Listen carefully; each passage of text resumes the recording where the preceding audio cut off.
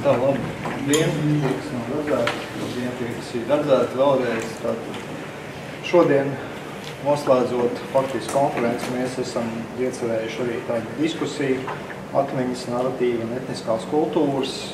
Te pavisam īsi es varbūt nestāstīšu jūsu profesionālās darbības sfēras un jūsu zinātniskos grādus, nesaukšu, bet, vienkārši nosaukšu šīs jūsu etniskās identitātes, kad jūs faktiski šodien pārstāvēsiet.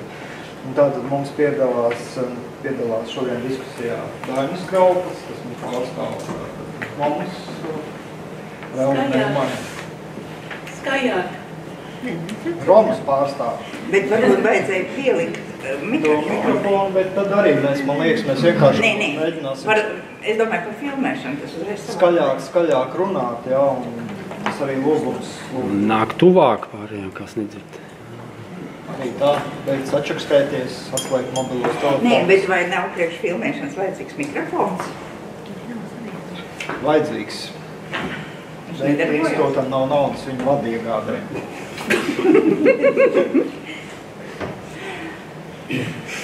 Jā. Tā tālāk, Leona Neimans būs šodien latviešu pārstāvēs, Ilja Ļenskis, ebrejs, Marija Recko, tātad Opīna. Un, kā jūs visi redzat, teiksim, šodien mani savāktie cilvēki ir stipri gados jauni. Vairāk mēs konferencē runājām par cilvēkiem, kuriem ir daudz varbūt bagātīgāka šī vēstures pieredze, kuriem daudz bagātīgāka pagātnes dažādu notikumu pieredze. Ja? Un šeit varbūt es gribētu tieši šo uzsvaru likt uz, teiksim, šo jaunāko, ja? Vai jau, teiksim, uz vidējo paudzi, kas pietuvojās, ja? Kāda, teiksim, ir šīs saskarsmes punkti, ja? Kādas ir šīs nozīmes, ja, kuras tad mēs it kā šīs divas dienas esam analizējuši savos referātos. Un varbūt pirmais jautājums, un es gribētu tik tiešām, lai tā diskusija ir brīva, un mēs jautājumu apskatīsim, tad mēs mēģināsim arī iesaistīt zāli, tātad jūsu jautājumi, kā saka, ir ļoti gaidīti, ja. Un tātad, es nezinu, kurš sāks, kurš ir pirmais visdrosmīgākais. Tātad, cik liela nozīme ir konkrēti jūsu dzimtes atmiņām, jūsu konkrētajā pašapziņas veidošanā, ja identitātes veidošanā, ja mēs tā varētu pateikt? Labi, tad es varu sākt kā drosmīgākais. Es domāju, ka viena svarīga lieta, ko tu nepateici, ir tas, ka droši vien nevienu no mums nekas nav deleģējis šeit. Tas ir ļoti svarīgs moments. Es teiktu, ka dzimtes atmiņām ir, protams, nozīme pašapziņas veidošanā, bet, jo, teiksim, ģimenē mums diezgan daudz tika runāts par ģimenes vēsturi, un, lai gan, teiksim, mana ģimenes vēsture, viņa nav diezko tipiska, teiksim, Latvijas ebrejiem, ja drīzāk viņi savieno dažādus veidus, kādā tā ir tipiska, respektīvi, teiksim, 30. gados mani vecvecāki bija stipri kreisi noskaņoti, savukārt, teiksim, padomju laikā mani vecāki bija kopumā pretpadomiski noskaņoti, kas man ļoti skeptiski pret padomju režīmu, un tās visas lietas līdzās pastāvēja un mani kā ieplūda. Bet tai brīdī, kad mana pašapziņa sāka veidoties, respektīvi kaut kad tīņa gados, ja mēs varam teikt, kad es jau mācījos ebreju skolā, tad man tieši bija liela, es neteikšu pretošanās, bet kaut kāda bija aktīvs intereses trūkums pret dzimtes atmiņām, respektīvi, kaut kādā brīdī vienkārši apriepās iet uz ģimenes sanāksmēm, to visu laiku runāja par kaut kādiem cilvēkiem, kas vai nu apslima, vai nu nomira, vai nu vēl kaut kas ar viņiem notika. Es nekad šos cilvēkus neesmu redzējis, man nav ne jausmas, kas viņi tādi ir, un vispār, kāpēc man tas viss ir jāklausās. Ja, jo 12 gadu vecumā tas ir diezgan garlaicīgi. Un, teiksim, tajā brīdī, kad es jau iestājos vēsturnieku, sāku kaut ko sajēgt, dzīve. Tad tieši, teiksim, uz to brīdi nomira visa tā paudze, kas atcerēs Pirmo pasaules karu un visu, kas ar to saistās. Tad es varu teikt, ka pašapziņa līdz kaut kādai pašapziņas kopšanai, mēs tā varam teikt, es nonācu pats apzināti caur savu vēsturnieka pieredzi, arī caur ģimeni, bet, teiksim, man tas ceļš ir krietni varbūt sarežģītāks, līkumaināks kaut kādā ziņā nekā vienam otram. Lai gan, teiksim, mūsu ģimenē, saku, tā bija svarīga lieta, stāsts par ģimenes vēsturi, nevienmēr paties, bet, teiksim, nevienmēr es to varēju apstiprināt vēlāk dokumentāli, protams, bet kopumā, jā, tas bija svarīgs moments. Kurš turpināt? Es varu turpināt. Es varu turpināt ar to, ka manā ģimenē, manā dzimtā, ir arī ļoti svarīga dzimtas vēsture un dzimtas sakņu apzināšanās. Es savā ziņā esmu ļoti laimīga tādā ziņā, ka mani vecvecāki no abām pusēm, gan no tēva dzimtas, gan no mātes dzimtas, ir izpētījuši radus rakstus. Man tikai bišķiņi jāpieliek, kā saka, sava roka līdz pat 18. gadsimta sākumam. Mūsu dzimtas saknes vijās un viss saistīts ar Latviju. Ar būtībā mēs esmu kā tīrsiņu produkts šeit vietējais. Un tas vienmēr ir bijis svarīgi arī ģimenē runāt par to. Par to ir runāts, arī jau vecāki runā. Un man liekas, ka tas nebija nekas nejauši, ka es izvēlējos arī vēsturnieku profesiju līdz ar to. Jo mana apzināšanās, ka normāli pieauguši cilvēku apzināšanās sakrit ar apmodas laikmetu, ar 90. gadu sākumu, ar 80. gadu beigām. Un ļoti daudz ietekmēja tieši šīs publikācijas, kas nāca vaļā pēc padomju it kā tiem, tā runāšana, ka vēlme izteikties skaidri un gaiši, kā ir bijis patiesībā, tas ļoti daudz nostrādājas arī uz manu apziņu un pašapziņas veidošanos un atrast tās saknes un saprast to, kādā veidā ģimene gāja arī cauri padomju gadiem. Tā kā tas ir arī ļoti būtiski. Bet tā līdzīgi kā Ilja, es sev arī vēl joprojām pētu savas dzimtas saknes un vēl aizvien jau šobrīd ar vēsturnieku skatījumu lieku kopā to, ko cilvēki ir atminējušies, un to, ko es atrodu dokumentos, ko es atrodu savā zināšanās ar to, ko es strādāju ikdienā muzejā. Un tad es varētu turpināt tādā veidā, ka šoreiz es salīdzināšu cilvēku ar kaut kādu, augu vai kaut kādu zāles stiebu, kurš aug. Un tad ir svarīgi, kā viņš aug, bet ir svarīgi arī, kāda ir tā sēkla. Un ja mēs runājam un skatāmies ar romu tautu, tad bieži vien citautiešiem ir tāds maldīgs priekšstats, ka visi tie romi bāžam vienā maisā.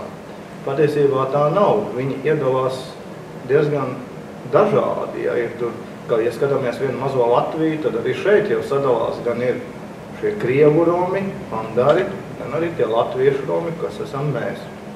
Un tā skatās ne tikai tātad, vai tas ir atšķirīgi tie romi, skatās arī, ir ļoti svarīgi, kāda ir tā dzimta, kurā ir dzimis un kurā ir tālāk veidojies. Pārsvarā skatās no tēva puses. Un man par laimi viss ir kārtībā, esmu no ļoti labas dzimtas. Un tādējādi saprotiet, ka man pašam turpinoties, es gan neesmu vēsturnieks, ķīmija un mūzika paņēma virsroku. Bet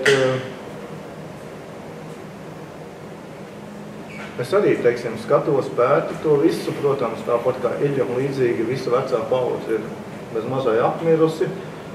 Un šobrīd es šausmām skatos to, ka jaunie vairāk spēj mobilo telefonu modernu datoru taustiņus, nekā, lepojās ar zirgiem, kā tas bija agrāk manam vecstāvam, kurš turēja zirgus un andelējās, un tādējādi arī mēģināja man kaut ko tur iemācīt. Jā, arī tomēr nav tomēr pārgājusi tā. Tā kā no vienas puses ļoti lepojos ar savu dzimtu kā tādu, bet no otras puses ar šausmām apzinos to, ka ir ļoti daudz kas zudis. Jā, tā kā, ja salīdzinu tos laikus un ja skatāmies tā ļoti nopietni, tad es paredzu, ka pēc 20 gadiem vispār tāda čigānu tradīcijas kā tādas vispār izzudīs. Nu, ja ne vispār, tad ļoti krasi, jo tā asimilēšanās notiek ar vien straujāk. Jā, un es tad turpināšu. Man jāsaka, ka es neesmu cilvēks, kur izaudzināja tradīcijas un atmiņas, un, laikam, protams, jā, dzimtes atmiņām ir bijusi vieta manā dzīvē. Un, teiksim, lielākoties bērnībā, agrā bērnība tie kalpoja kā informācijas avots, ļāva sasaistīt, teiksim, tā personīgo un lielo vēsturi, ieraudzīt radinieku senču dzīvēs to, par ko lasīju grāmatās, bet tiešām atmiņas lielākoties kalpoja par informācijas avotu, jo es nekad pagātnē neesmu meklējusi kādus skaidrojumus, atbalstu, iedvesmu, jebko.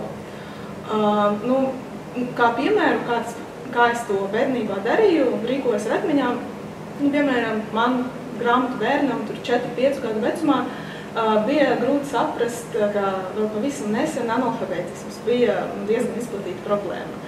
Es tolaik man likās ļoti savādi, ka kādreiz pieaugušie cilvēki neprata rakstīt un lasīt. Un tad es uzzinu, ka mans vectēvs neprata rēķināt. Un kopā ar to es uzzinu, kāds bija viens stratēģis, kas viņam palīdzēja pārvaldīt saimniecību. Protams, rēķināšanas prasmes bija ļoti noderīgas. Bet es nevaru teikt, ka atmiņas, dzimtas vēsture, kāda tradīciju kopšana, ka tam visam ir bijusi nozīmīga loma manas personības un manas pašapziņas veidošanā. Tāpēc es tagad daudz brīvāk skatos uz to, ka kaut kas pazūd, kaut kādas tradīcijas vairs netiek piekoptas un ka notiek kaut kāda asimilācija gan Latvijas robežās, gan vairāk Eiropas kontinentā, ka man tas viss ir daudz es uz to skatos daudz brīvāk. Man nešķiet, ka tā ir traģēdija un ka atmiņām dzimtas vēsturei var būt tiešām izšķiroša loma cilvēku personības veidošanā. Varbūt kāds jautājums ir kādam no dalībniekiem. Varbūt viens jautājums tik tiešām varētu būt tāds, šīm te atmiņām, ja? Mēs varbūt nerunājām par to, cik lielām atmiņām ir pašreiz nozīme, ja, teiksim, jūsu pašreizējā identitātē. Ja, tas ir, man liekas, cits jautājums, un tas varbūt ir pārāk personisks, lai mēs viņu tā publiski ķidātu. Galvenais ir tas, ko, varbūt Līga, man liekas, to teica, ja, ka, teiksim, tām atmiņām ir kaut kāda, man liekas, nozīme, tad, kad veidojās šī personība, ja tas tiešām kaut kādi 10-12 gadi, ja, kad mēģina cilvēku saprast, no kurienes viņš nāk un kāda ir viņa vieta šajā te sociumā kopumā. Ja?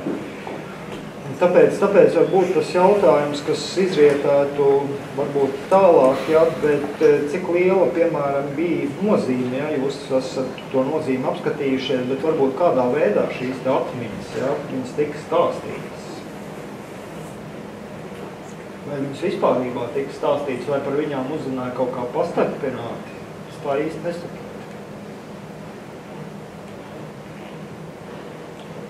Protams, ka tas tika stāstīts, un visvairāk man vecvecāki to ir stāstījuši. Ja? Jo kā tas mazu bērns varēja zināt, ka tur tas un tas onkuls, piemēram, turot zirgus, ilgsis ņēma speciāli nostum kāra eglē, lai sievieti nevarētu tur pārdāt pāri. Ja? jā, ka tas ir tāds interesants lietas. Ja? Tā kā, un vēl ļoti daudzas lietas. Viņi man stāstīja par kara laiku, ko paši ir pārcietuši. Ja? Tā kā tas tāds tiešām daudz lietas arī, protams, man mamma un tante ir stāstījusi, bet tas jau nāk no tās vecvecāku paudzes. Tāds jau. Tur ir skaidrs, tur ir ģimenes viesībās. Jā, ne tikai. Tālāk ir jautājums par rituāliem. Teiksim, kaut kādu laiku mums bija tāds, negluži kā ģimenes rituāls, un viņš daļai vismaz arī joprojām paliek. Teiksim, braukšanu uz dzimtas negluži likstām. Bet, teiksim, uz vietām, kur ģimene dzīvoja agrāk, respektīvi uz Ludzu un Preidiem, no kurienes nāk mani vectēvs un vecā māte, kas bērniem, kas, protams, atstāja arī savu iespaidu uz mani, un kas iespaido man arī šodien, kā vēsturnieku un visvisādā veidā. Šādas lietas bija, bet nekas, man liekas, ka nekad nebija tāda, ka tur vecāki vai vecvecāki vai vēl kāds gribētu man specifiski pastāstīt par dzimtas vēsturi. Man nācās pašam kaut kādā brīdī jau vēsturniekos iet pie radiniekiem, kas kaut ko atcerējās un pierakstīja. Viņi bija diezgan pārsteigti, kas par to interesējos. Nu, gribu pastāstīt, bet tā, lai viņi apzināti man gribētu translēt ģimenes vēsturi, nevis kaut kā pie galda ģimene. Tāda nebija. Man atkal ir interesanta situācija. Es esmu dzimtā gan no tēva, gan no mātes dzimtas, esmu jaunākā. Un mani vecvecāki būtībā visi nomira manos mazos gados, būtībā līdz 11 gadu vecumam nomira visi vecvecāki un arī mans tēvs. Būtībā tā runātā atmiņa nāk caur manu mammu un tēvu māsu, bet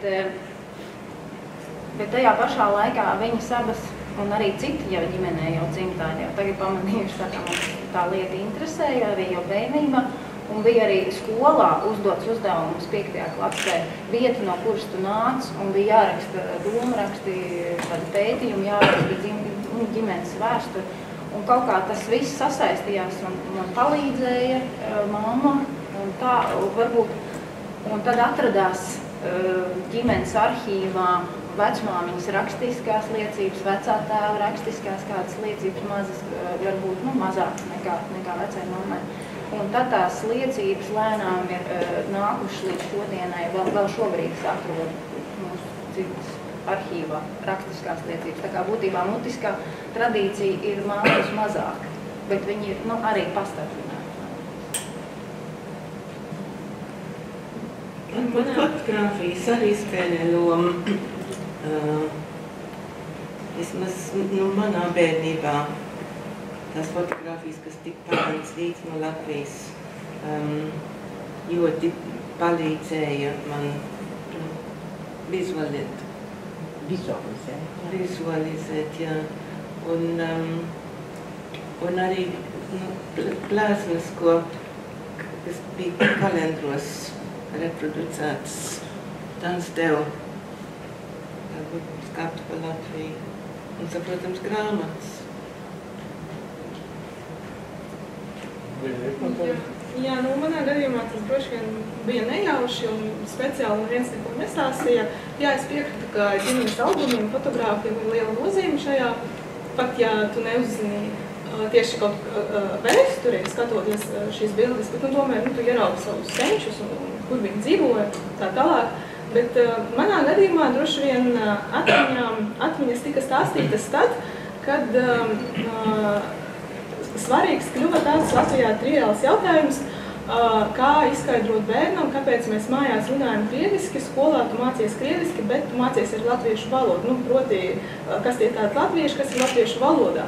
Un līdz ar to, protams, arī parādās tā dzimtas atmiņā, kur dzīvoja senči, kāpēc nonāca Latvijā, kas ir Latvija un tā tālāk. Bet, tiešām tādu speciāli veidotu stāstu, kaut kādu rituālu tiešām nevaru atcerēties savā dzīvē. Runājot par fotogrāfijām, es tieši tagad atcerējos to, ka es kaut kur mazs bērns rakājos un izvilku drausmīgi vecu tādu albumu tieši fotogrāfijām. Un tas izrādījās vecvecmātes albums. Jā, un tad vectēvs man sēdēja blakus un stāstīja, jo man interesēja ļoti kā šī patanti, jo tur tās bildes ļoti interesantas tāds aizvēsturisks. Un tiešām es joprojām glabāju to albumu ļoti interesanti. Jo nebija jau cits iespējas tajā laikā, jo es atceros, ka es biju mazišs, es jau tagad ir vecs vīrs.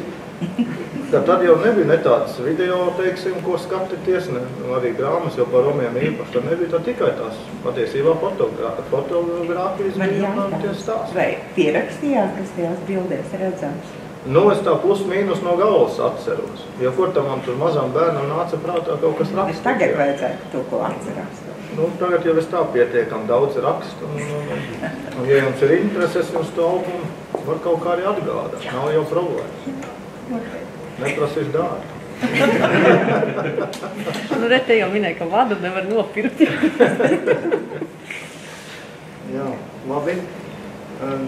Tad varbūt nākošais jautājums, kas būtu, ja, nu, mēs arī konferencē ļoti diskutējām par to, cik mēs kopumā varam runāt par to, ko mēs dēvējam par kopienas atmiņu, ja, un cik tas ir mākslīgi veidots izpārinājums, vai cik tas ir konkrēti pastāvošs lielums, ja tas ir, protams, ļoti teorētiski, bet mēs pieņemam, ka tomēr pastāv kaut kāda, vismaz mediētajā telpā mums pastāv, mums rada priekšstatu, ka eksistē kaut kāda atmiņa latviešiem viena, ja, un viņi atšķirās no tā, kas ir krieviem, ja, vai tās, kas ir ebrejiem, ja, vai romiem un tā tālāk un tā joprojām.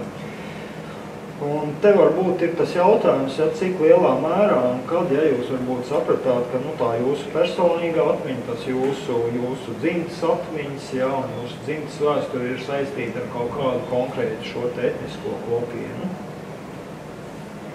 Kā tas notika vai kad tas notika?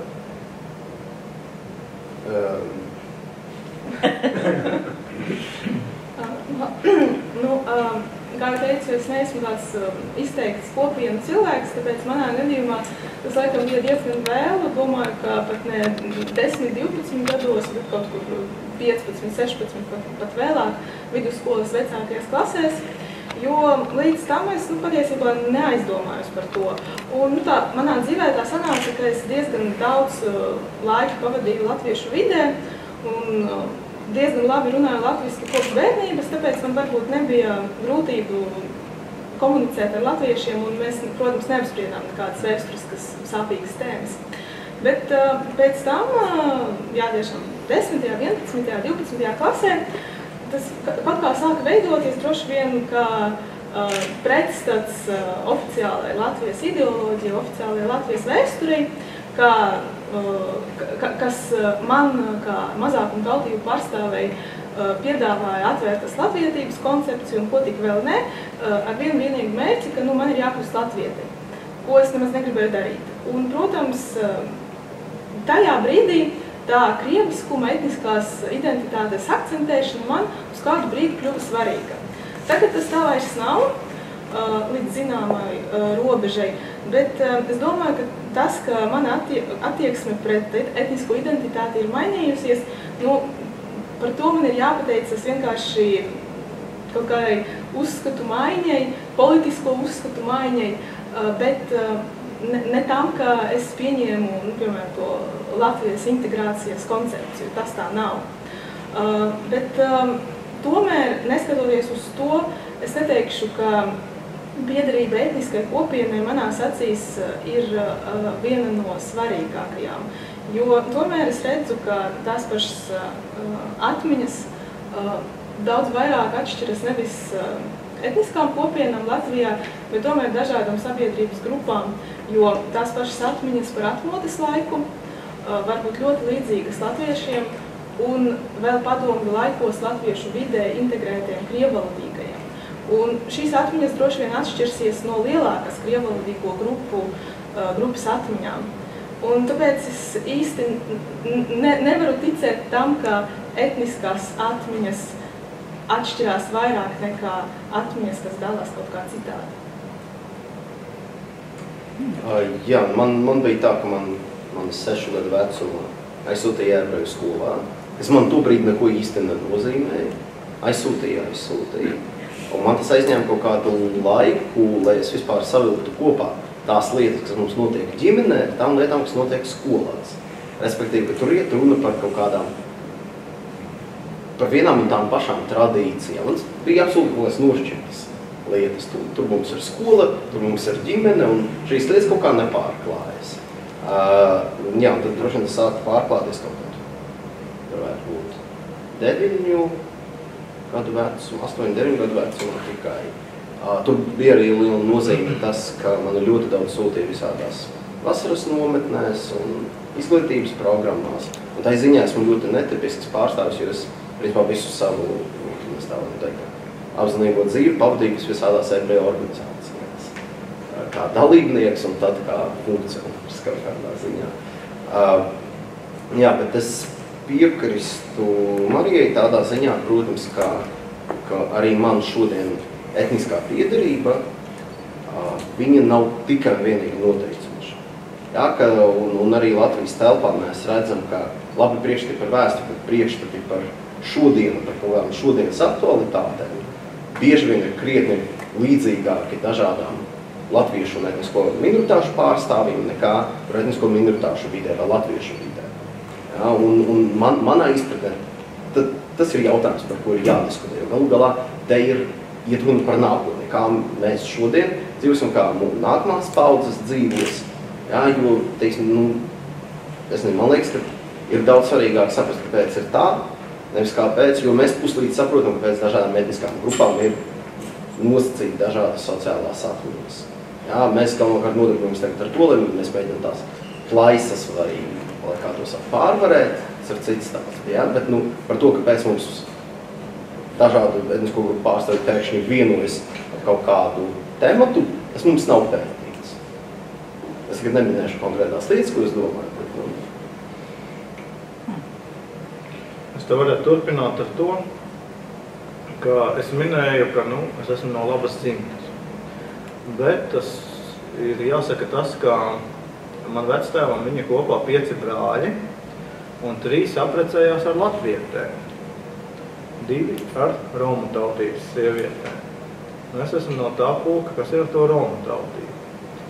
Bet tie, kuri apprecējās ar tām latviešu sievām, tās sievas pielika pamatīgu roku, un viņi patiesībā ļoti izmainījās. Gan dzīvesveidu, gan vispār kā tādu, teiksim, viņi savu identitāti saistīja tomēr vairāk ar to latvietisko pusi. Lūk, un tādējādi, runājot par nākotni, tātad es pats, ka nesen ņēmu tagad jaunu pasi, viņi man prasīja to tautību, es saku, ziniet, vai es nevaru ierakstīt latvietis, jo es arī, ne jau tāpēc, ka man ir kaut kāds problēmas ar manu identitāti vai kā tādu, bet ja es skatos uz realitāti, teiksim, ja es saistu tagad savu dzīvi ar ārzemēm, tad man patiesībā ir mazliet bail ierakstīt to romus, jo šādi pasākumi ir brīnišķīgi, bet ja mēs skatāmies uz reālo dzīvi, tad ar darbu tur varētu būt diezgan liels problēmas. Un tad viņi man ieteica, kā to funkciju, ja es gribu pasē dabūt latvietis. Ja? Un tas varbūt ir mazliet tas ir ļoti. Jums ir tā latvietis? Nē, man vispār nekā nav pasē. Ir pilsonība. Bet Latvija. Jā, Latvijas pilsonis. Brīnišķīgs piedāvājums. Ko jums prasīja, kādu rituālu veikt, lai jūs būtu latvietis? Tā, kā viņi man to teica, tur jāiet, uz kuriem tagad bija jāiet, no galvas tagad pats nepateiktu, bet principā tur jāiet un jāpierāda. Ja? Tieši tā, jāpierāda tātad dzimta, un kurš tur ir precējies ar ko, un tad var man pienākās vai ne. Nē, droši vien uz dzimtrakstu, jāsaņem visi, protams. Nē, lai mainītu ierakstu iedzīvotāju reģistrā, protams. Tas ir, jā, bet vai tad tur būs ierakstīts čigāns vai rodas ceļšiem, ne? Nē, es saku, jā, teiksim, tieši tā ir, bet, ja man tur rados arī tik daudz to latviešu patiesībā, tad diezgan viens soliņu tā vai tā. Tas ir interesanti. Ticība rakstīta viņa. Jā. Dokumentos, un attiecīgi kāda dokumentos ticība rakstīta, vai, teiksim, mūzus ticīgais, luterāns, katolis, un tā. Mēs ar luterāņu klāsim. Nē, tādu saskāries ar tādiem. Bet šodien ir rituāls, kā var mainīt tautības Latviju. Ir jāmaksā kaut kāda nodeva, tur bija, salītē bija, man liekas, 50 Latvijas, tas ir kaut kas cits, jāpierāda latviešu valodas zināšana, vēl kaut kas vēl. Daini, un te jūs to darīsiet? Vēl nedarīšu. Vispirms aizbraukšu uz tām ārzemēm un skatīšos, kas un kā. Bet, ja tur būs kaut kāds pretenzijas, un tad es aiziešu un izdarīšu, ja man apsaukās tur vai kā, tad es arī pierādīšu to, ka es esmu pasē latvietis un iesūdzēšu tiesā. Skaidrs. Bet runājot par to romu identitāti, var pateikt to, ka mums dzimtā, jā, mēs esam tā puse, kas nebija ar tiem latviešiem saprecējusies, diezgan mēs turamies kopā. ļoti atbalstam viens otru un esam patiešām tādi ritīgi romi, bet tai pašā laikā mēs esam ļoti milzīgi Latvijas patrioti un lai tik pamēģina kāds Latvijas. Tāds jautājums, jo īstenībā būtu arī Kasparam un pārējiem arī, jo Kaspars, man liekas, uzstādīja to jautājumu par dzimtas stāstiem un to apzināšanos, bet varbūt, ka tur ir arī citi tie, kaut kādi notikumi dzīvē, kas to etniskumu palīdz apzināties, varbūt pat labāk. Nevis akmeņas, ja? Jā, nevis dzimtas stāsti. Es pavisam vienkārši piemērs no savas dzīves, kad es saprotu, ka tie latvieši ir kaut kā drusku citādi kā citi. Pirms Jāņiem Mēluža tirgū bija dažādas lietas, kur varēja nopirkt papīra puķu vainagus un kauboju cepurus. Man tie papīra puķu vainagi ar lentām likās tik skaisti. 5 gadi varēja būt. Un es mammai lūdzos, lai viņa nopērk. Viņa teica, nē, latvieši tādus neliek. un beigās nākamā gadā es viņai pat izlūdzos, bet viņa atļāva staigāt tikai pa pagalmu. un tad es saprotu, ka tie latvieši kaut ko atšķirās. Un tādas lietas kā dzimtas stāsti ar to etnisko identitāti, tā ir vidusskola vismaz, vai ka tas iet kopā. Bet tāpēc man bija jautājums, vai ir arī ātrāk pieredzē kaut kādas epizodes dzīves, man liekas, kas palīdz saprast, jā, citi ir es esmu tādi un citi ir citādi. Man galīgi nepatīk formulas palīdz saprast. Es drīzāk teiktu, tu ieborē smadzenēs. Jā, arī varbūt. Jā, es teicu, man tā bija visas vasaras nometnes, izglītības programmas un tā. Bet arī tur man bija apzinātā izvēle. Nebija tā, ka man tur reāli skalotu smadzenes un kaut kā mani hipnotizētu. Nav tā. Ir starptautisks termins osmoze no fizikas. Tu esi kā sirds, un caur tevi dzen cauri informāciju, un tev kaut kas paliek. Osmoze. Jā. Tad, teiksim, tā identitāte, kas man šodien ir, viņa lielā mērā, tā ir mana paša personīgā izvēle, un tā ir arī mana paša veidota. Es izvēlos to, ko no tā visa milzīgā informācijas apjoma, ko es uzzināju, un tā milzīgā kultūras mantojuma, teiksim, kas ir Latvijas ebrejiem un, teiksim, Eiropas ebrejiem. Es pats izvēlos to, kas ir sastāvdaļa no manas identitātes, kas nav un pret ko es vērsīšos vispār. Man liekas, ka svarīgs viens tāds moments ir, ka strādājot ar studentiem, faktiski es arī esmu devis tādu uzdevumu, parunāt, kad jūs pēdējo reizi runājat ar savu vecstāvu vai vecmammu. Un uzrakstīt arī vecstāvu vai vecmammas dzīves stāstu, ja kādam ir vecstāvs, izstāstīt, man liekas, ka vajadzētu varbūt šo te, lai neveidos tāds stāstīšanas pārrādus tradīcijas vispār, kādreiz viens otram izstāstīja. Un rezultāts ir tāds, ka nākot uz tādām semināru nodarbībām, ka faktiski tie jaunieši sāk sevi apzināties savādāk. Viņi sāk teikt, mēs līdzās dzīvojam, bet mēs nezinājām, ka tā ir bijis. Nezinājām to vecāku attieksmi, jo un arī gados vecākiem cilvēkiem, kuris arī tā filmas, vienas 99 gadu jubilēja sievietes, kur es stāstīju par to Kreisberga kungu, pie viņa māsas bijām. Tā māsa tā grib stāstīt, es gribu klausīties, es gribu to nofilmēt. Viņai tas 100 reizes viņa to stāstīs, un viss tādu mēģina pārējai norobežoties. Ja? Līdz ar to, kurš to nezina vairāk? Bet jo vairāk tā stāsta, varbūt tas svarīgi nav tā izstāstīšanas brīdī. Bet tad pēc tam, kad nāk tie bērni un bērni, faktiski es arī varu reproducēt, stāstīt ne tikai to, ko es pats piedzīvoju, bet ko mans tēvs, mana māte izstāstīja par saviem vecvecākiem un ko viņiem vecvecāki viņiem ir stāstījuši. Ja? Tā ir tāda laika nobīde. Ja? Bet tā klausīšanās, uzklausīšana iepriekšējo paužu, tā ir ļoti svarīga. Un man liekas, ka tas veido to saikni identitātes apzināšanos, kas es esmu un no kurienes es cēlies esmu. Jā, redziet, es te nesen staigāju pa Tukuma tirgi un ieraudzīju romzābakus. Ja runājam par romiem, tad tipiski romzābaku, pīpi, zobos un forši. Un es saku tantei un sievu, arī tur, es saku, es nopirkšu to zābakus, es noskatījos par 16 eiro pīpi, jā, jo es gribu pāriet uz pīpi tagad. Jā, tu muļķis palika, kāds tu ies te tagad, tu būs viesības, forši, nē, tu tāds neiesi, ko pēc teiks, un visi smiesīs, jo tagad jau viss ir moderni. Staiga neskādi, bet jāaiziet tā kā Roms saģērbies, tāds, ka tiešām no grāmatas, tad rādīt ar pirkstiem. Tā es saku, viss zūd. Es varu vienīgais pieminēt to, ka mana bērnība un viss veidošanās ir pagājusi tiešām tikai arī latviešu kopienā. Ja mēs tā skatāmies uz šīm kopienām vai cilvēkiem, kas apkārt. Vienīgā saskara man ir bijusi bērnu dārzā. Man bija 2 bērni, kas bija Miša un Žanna, kas ļoti labi ātri iemācījās latviešu valodu mūsu grupiņā. Bet tad, kad mēs sākām iet skolā, viņi gāja B klasē. B klasa bija visu krievu klasi. Mums bija jauktā skola. Tā bija vienīgā saskara. Tad tālāk nākošā saskara bija augstskola.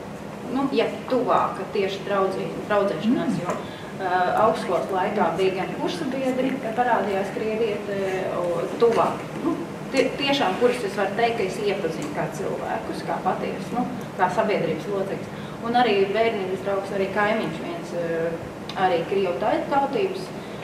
Un tad es sāku vairāk iepazīt tos, kā domā tie cilvēki, kas varbūt nav dzimuši pat Latvijā, varbūt vai ir dzimuši Latvijā, bet ir uzauguši savādākā valodā, savādākā sociālā vai savādākā etniskajā grupā.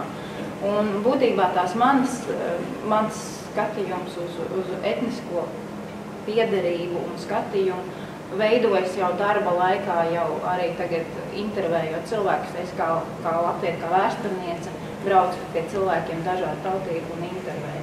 Tā kā būtībā man tādas, kā saka, bērnības, un arī man kaut kā arī ģimenei nebija, varbūt kā Baiba saka, tādas man, es nezinu, mums bija tautastērpi, ja es zināju, ka Līgos svētkos mums ir jāuzvelk, man bija bērni un mammai bija pieaugušie, tas man likās pieņemts, tautastērpis uz Līgos svētkiem, bet arī 80. gados, bet 80. gados vienkārši Ikšķelē, es dzīvoju Ikšķelē, un tur jau arī notika jau tādi parādi izrādīšanās, vai arī svētki, vai parādīja to, ka drīkst svinēt Līgos svētkus arī padomju Latvijā, un bija tie skaisti uzvedumi. Un uz tiem uzvedumiem tur piedalījās arī vietējie bērni, un man māsa brālis, kas lielāk, un es arī vienkārši mazāk pa vidu.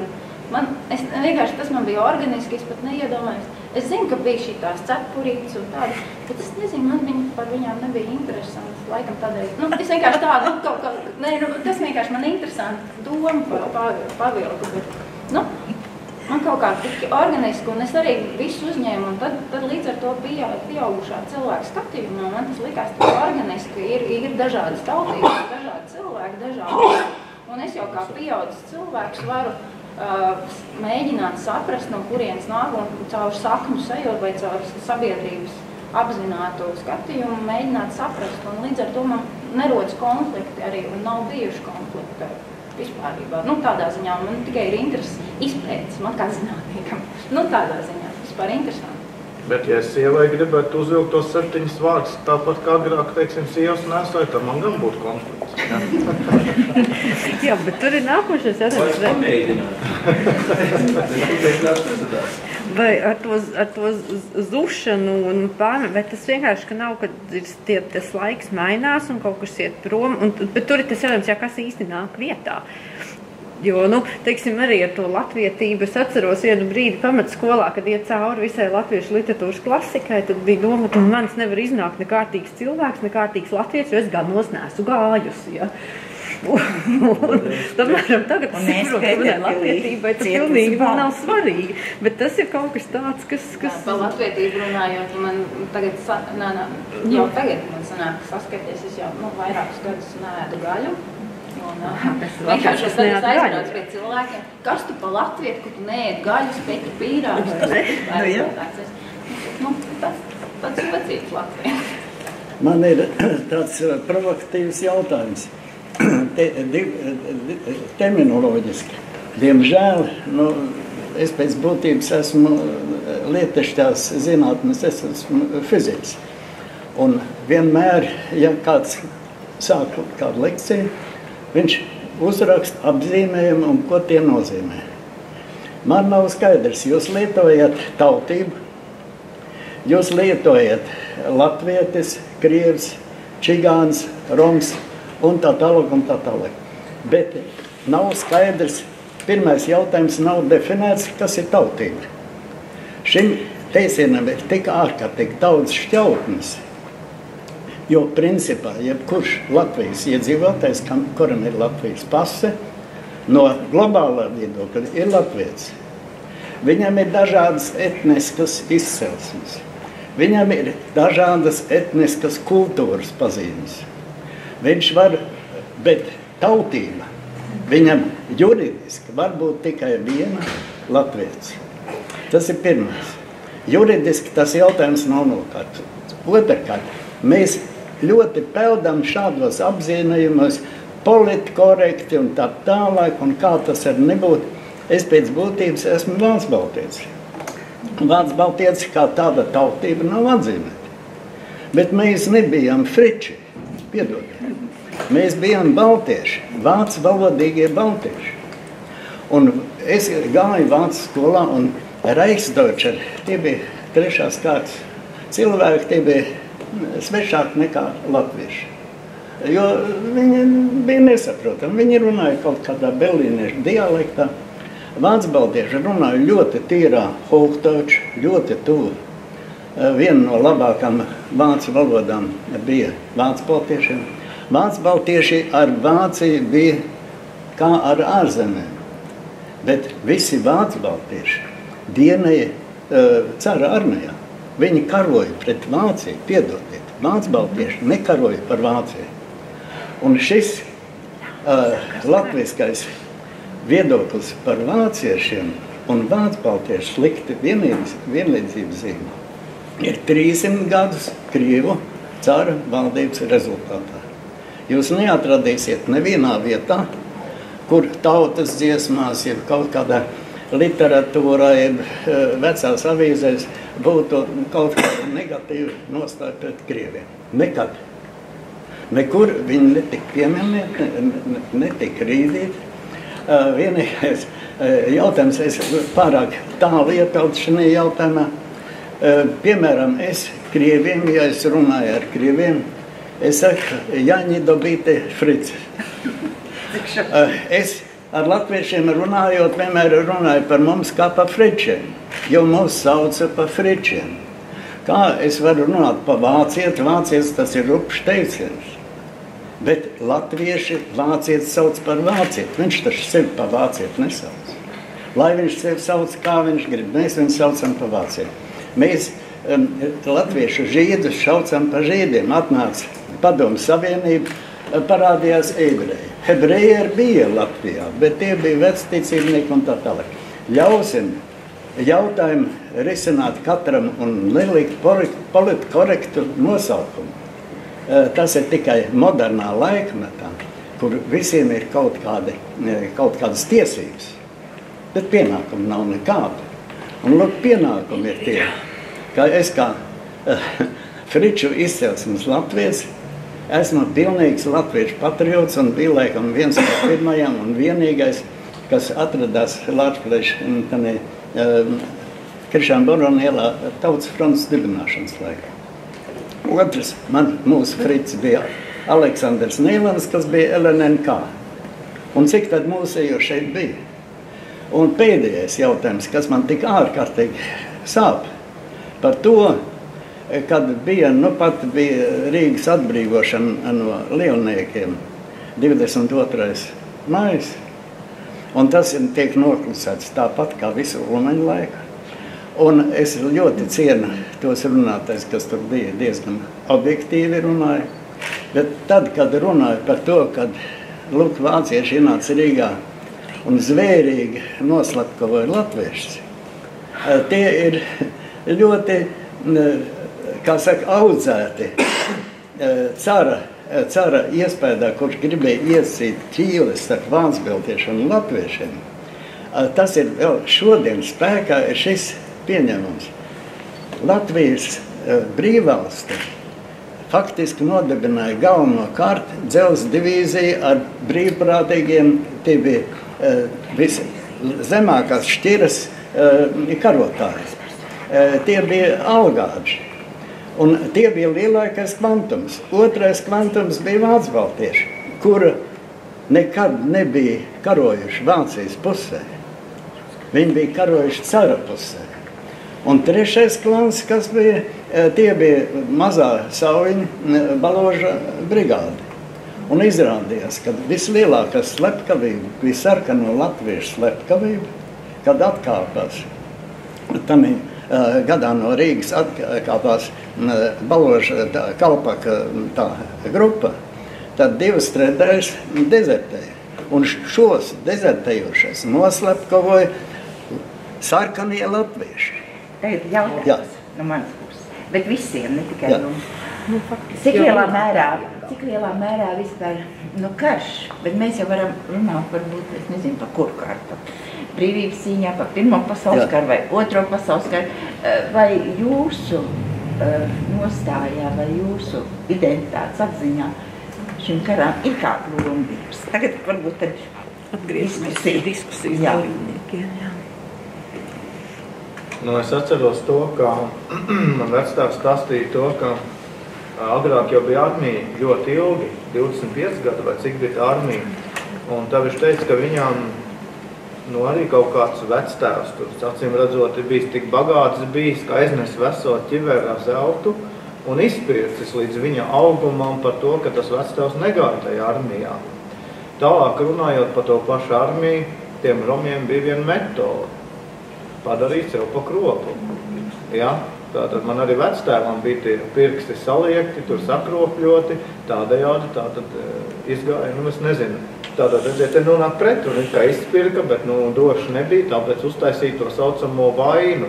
Ja? Tur romiski tā arī sauc tieši to vaina izdarīta. Ja?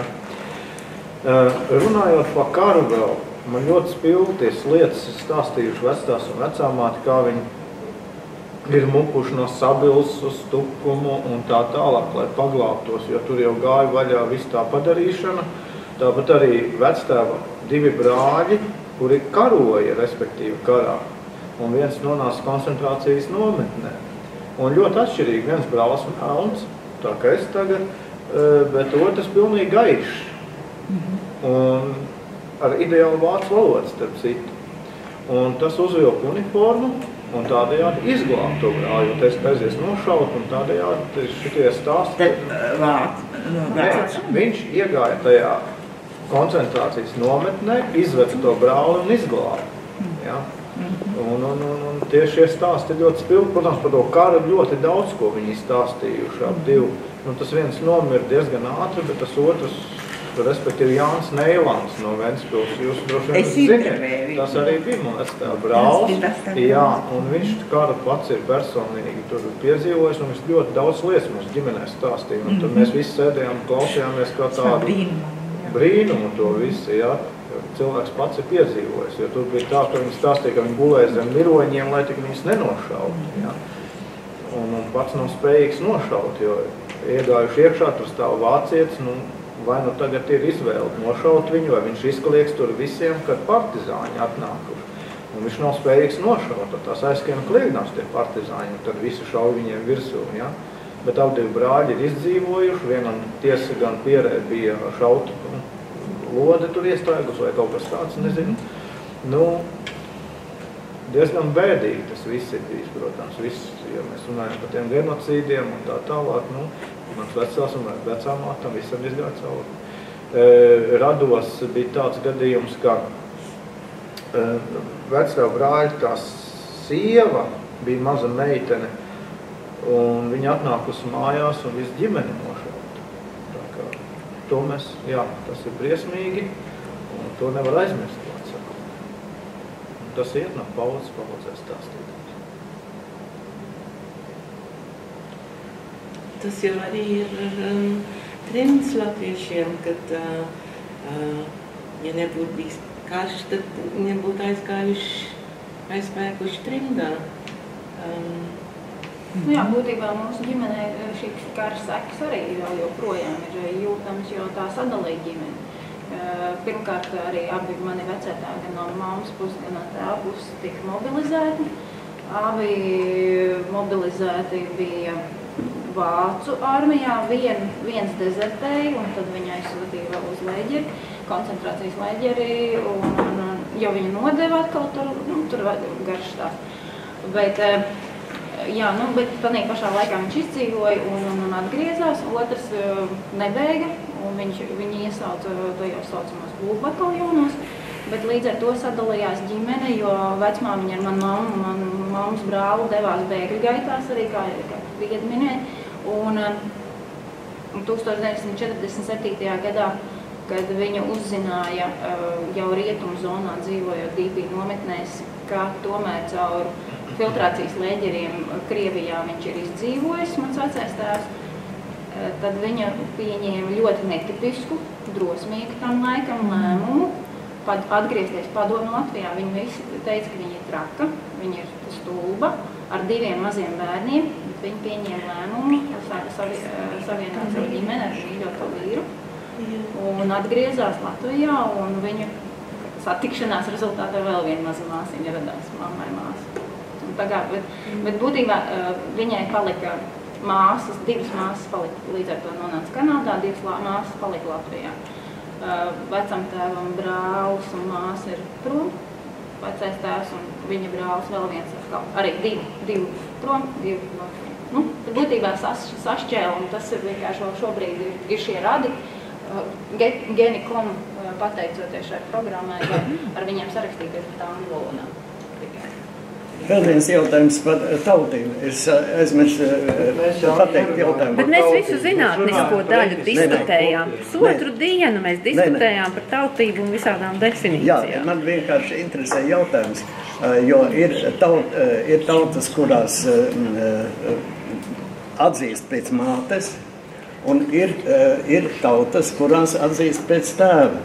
Tagad jautājums ir tāds, ja mēs ņemam tīri fiziski, tad pēc mātes ir nešaubīgi, bet pēc tēva nekad nevar būt droši.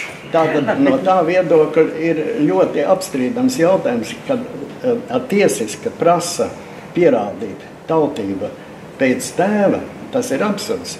Un es gribu pieminēt tikai vienu, kā vācu baltieši, etniski, ir tik ārkārtīgi pieaucēti no latviešiem, jo pirmās nakts tiesības tas ir vēl viens, bet bruņinieki atbrauc vieni pliki vīrieši, tirgotāji atbrauc vieni pliki vīrieši uz šo koloniju, un lielāko daļu mātes pirmos 100-150 gadus bija vietējās.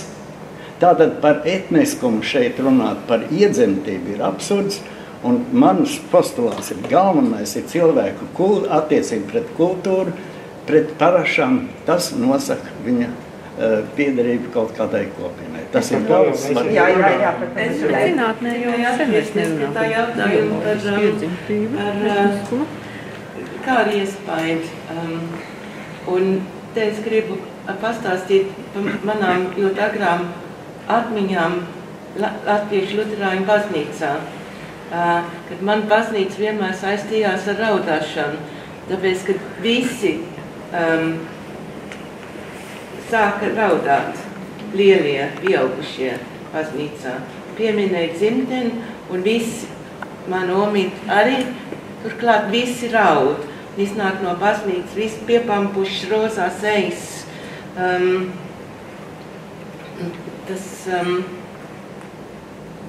Tas man liekas ir, attiecās uz to kāru iespaidas cilvēkiem. Bet tad es gribēju vēl kaut ko teikt, kas ir saistās ar to, ko jūs, Ilja, teicāt. Tā, ka jūs bijat pusaudzis, kad jūs atsvešinājaties no tā etniskuma. Un man liekas, tas ir ļoti bieži notiek. Un manā gadījumā tas bija tāpēc, ka trimdā latviešu identitāte tika konstruēta ar tancošanu un ar dziedāšanu. Un man bija 2 labās kājas, es nevarēju tancot, un es nevaru meldi noturēt. Un līdz ar to es nebiju kārtīgi latvieta. Un vēl pie tam man sūtīja uz Elis konferencēm, kad man bija 13 gadi. Un es biju tāda liela un lempīga, man bija rozā kleita, līdz tāda šleifte. Un Elis tanī sanāksmēs bija tāds slogan, dziedāsim, dancosim, precēsimies. Un neviens negribēja mani precēt. Neviens pat negribēja mani runāt. Tāpēc, ka tur bija meitenes, kurām bija 16, 17 gadus, kuras lika krāsu uz acīm, un kurš prata dziedāt, un kurš prata dansot. Un līdz ar to es negribēju būt daļa no šitiem 3 latviešiem. Jā, bet vēl par karu kaut kas ir. Jā, es atvainojos, es tik daudz te runāju, bet es atcerējos ļoti spilgtu tādu stāstu, kur no dzimtas kaut kāds vīrs un sieva un mazs bērns. Un viņi muka un uztrāpīja tieši tur virsū, kur tie vācieši gāja. Un tad tā sieviete teica tā, ja tas bērns iepīkstēsies, tad es to bērnu nogalināšu, lai paglābtus abus sevi. Ja? Bet par laimi bērns noklusēja, un tad palika dzīves. Un kas to atcerējās? Arī vecstāstos tā stāstīja. Bija viņi tuvinieki? Nē, sveši? Jā, tuvinieki. Tie esat bijuši, bet tik briesmīgi bija tas, kad nebija izvēles. Vai no to bērnu galinās nost, uzlika roku uz mutes, turēja ciet, vai arī visi kritīs. Tas pats notika Agate Nesaules tanī biogrāfijā. Sieviete Dzintarā. Viņas mamma stūma viņu pa priekšu, lai viņu nošautu. Tā ir daudz varbūt labi, paldies. Turpināsim tālāk, citādi mēs neko nezināsim. Te var būt tik tiešām tas karš, man liekas, visiem ir kaut kādā veidā nozīmīgs, un te es atvainojos tiem, kas nespēja atbildēt, bet nepagūlu atbildēt uz šo te jautājumu. Ja? Tur, protams, ir būtu arī savas lietas, ja? Bet tās mēs vēlāk varam izrunāt. Bet tomēr vairāk runājot, ja, teiksim, arī tas, ko līdzīgi jau Baiba varbūt prasīja, ja, par šīm simboliskajām varbūt lietām, ja, nevis tikai tās, kas jums palīdzēja varbūt apzināties, vai arī, teiksim, šodien liek apzināties, ja, teiksim, ka jūs esat piederīgs kaut kādai noteiktai etniskai kopienai, ja. Es pilnīgi pieņemu to, ko saka Ilja, vai to, ko saka Marija, ja, un to, ko tā kā jūtos varbūt es, kur tā etniskā identitāte nebūtu no tā primārā, ja, un otrā, ne trešā, ne arī ceturtā vietā.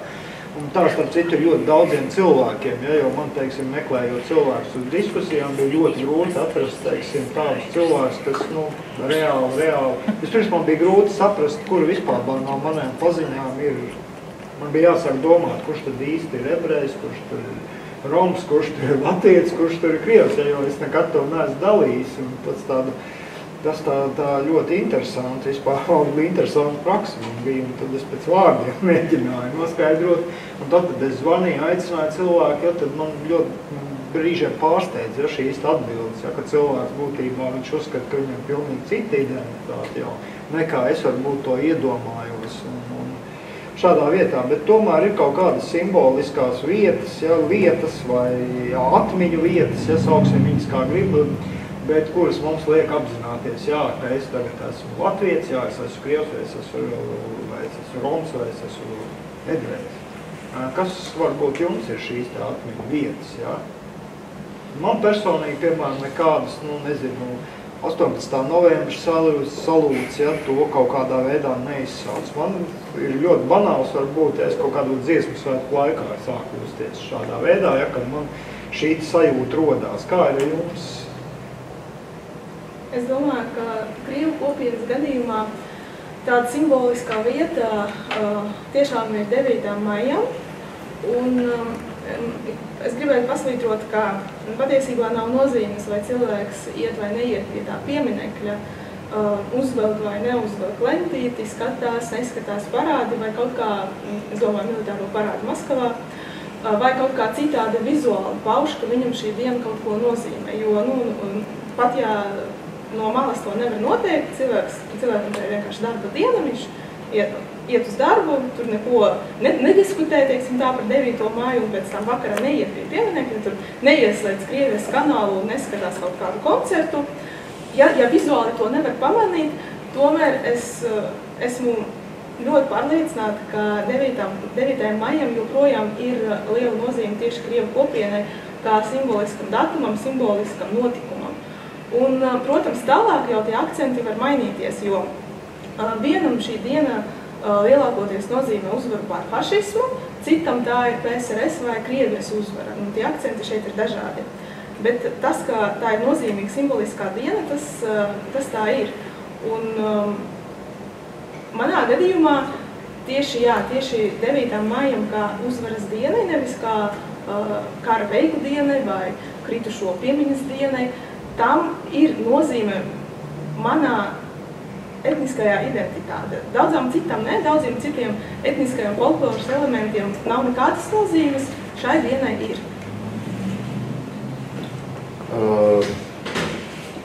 Zinu, runājot par vietām, kurām ir simboliskā nozīme, es drīzāk droši vien runāšu par fiziskām vietām. Es domāju, ar vienu joprojām liela nozīme daudziem cilvēkiem ir, teiksim, tām pilsētām, no kuriem celšies viņa senči, jo neskatoties uz visiem manas biogrāfijas līkumiem, laiku pa laikam tomēr kāds no ģimenes vai es pats arī mēs aizbraucam uz to Latgali. Un mēs precīzi zinām, kur ir tā māja, kur vectēvs ir dzīvis vai vecāmāte ir dzīvusi. Un arī liela nozīme ir kapsētām, lai gan tur bieži vien nevar atrast to radinieku kapus. Tas ir ļoti svarīgs moments. Tā ir vienkārši simboliskā vieta. Tu nenāc uz konkrēto kapa vietu. Tu nāc vienkārši uz to vietu, kur viņi atdusās. Tīri simboliski. Tas tev palīdz justies kā vienam no Jenskiem, vai tas tev palīdz justies kā vienam no lielās Nē, es domāju, drīzāk kā daļai no etniskās kopienas. Lai gan tur, protams, pieslēgos arī konkrētā ģimene, bet drīzāk tā ir identitāte. Jo lūk, tu redz vienkārši rindas pēc rindām nosacīti senču, tu redzi arī uz tos 200 vismaz gadiem tālienē to vēsturi. Tu vari teikt, tu neesi parādījies no zilā gaisa vakā. Tas ir svarīgs moments. Jā, tas, es domāju, tādā pašā nozīmē kā Leldē bija tas ģimenes koks līdz 18. gadsimtam. Tāpat arī, man grūti runāt par visiem, bet mēs diezgan daudziem esam ar draugiem par to runājuši. Man ir grūti pateikt patiesībā, cik liela nozīme ir, teiksim, holokausta upuru piemiņas vietām. Cik es esmu ar to nodarbojies, vienalga es nevaru teikt, cik liela nozīme. Es domāju, ka bieži vien to pārspīlē. Jā, ka, protams, ir kaut kādas simboliskās vietas, kā, teiksim, Rumbula Rīgā, kur daudzi sanāk, un kur atnāk arī, teiksim, tie cilvēki, kuru radinieki netika tur nosakot. Tam vienalga tā ir simboliskā vieta. Bet es nedomāju, ka tā ir galvenā vieta. Un es domāju, ka svarīga vieta ir, teiksim, skolas 6, kur tagad ir ebreju kopiena. Kad cilvēki identificē sevi ar kaut ko, kas tagad funkcionē, kas funkcionē par spīti visam, kaut kādā ziņā, tas arī ir svarīgi. Vai cilvēki ir bieži vai šie treti, uz kādiem pasākumiem, viņam ir svarīgi, ka tā ir kaut kāda viņa pēdiņās vieta, kur viņš var tā ļoti silti un kaut kādā ziņā familiāri atnākt jebkurā brīdī, atkal cilvēki tā to uztvēr. Es domāju, es nosauktu šādas lietas. Man varbūt būtu 3 lietas, es tā personīgi, caur manu skatījumu uz manu dzimtu un tiem jautājumiem, ko mēs runājam. Pirmkārt, man ļoti svarīgi ir dziesma. Kopš es savu atceros, un vienmēr man visi ģimenē ir arī dziedājuši no abām pusēm, vai klavieru spēlējuši, vai, vienkārši. Man ir dziesma, un man ļoti agri arī bija svarīga tautas dziesma. Ne tikai, kas tagad par radio skan, vai kā, varbūt tādēļ, ka sakrit arī apzinātais vecums veidošanās ar atmodas laiku. Atmodas laikā parādījās šīs dziesmas, kas nāca tā kā aizliegtās dziesmas, atnāca atpakaļ 20. un 30. gadu dziesmas, tad būtībā tautas dziesma, kā viņi transformēsies, ziņģis, slāgeri līdz pat mūsdienām dziesma. kora dziedātāja, es esmu, kā saka, no mazotnes līdz pat pāris gadus atpakaļ, tikai vienkārši laika trūkuma dēļ nesenāk. Otrs, protams, tie ir kapu svētki, kas ir latviešiem ļoti svarīgi. Mums, pieņemsim, no mammas dzimtē ir svarīgi vecpiebalgas kapu svētki. Tur sanāk visa mammas tēva dzimta. Un atkal no tēva dzimtas ir Rūjens kapi, kur ir arī ļoti svarīgi, sanāk kapu svētkos. Tas bija vairāk svarīgāk 80. un 90. gados. Šodien varbūt tas vairs nav tik aktuāli. Bet tas bija manā bērnībā, kad veidojās man uzskati. Un trešais, kas šobrīd atkal ir jauna tradīcija, varbūt mūsu dzimtā, kas kādreiz 80. 90. nebija, bet šodien ir dzimtas salidojumi. Tēva dzimtā mēs cenšamies katru vai katru otro gadu salidot dzimtajās dzimtas mājās, kas ir 300 gadu veca ēka, vēl stāv pielabota, bet ir saglabāta.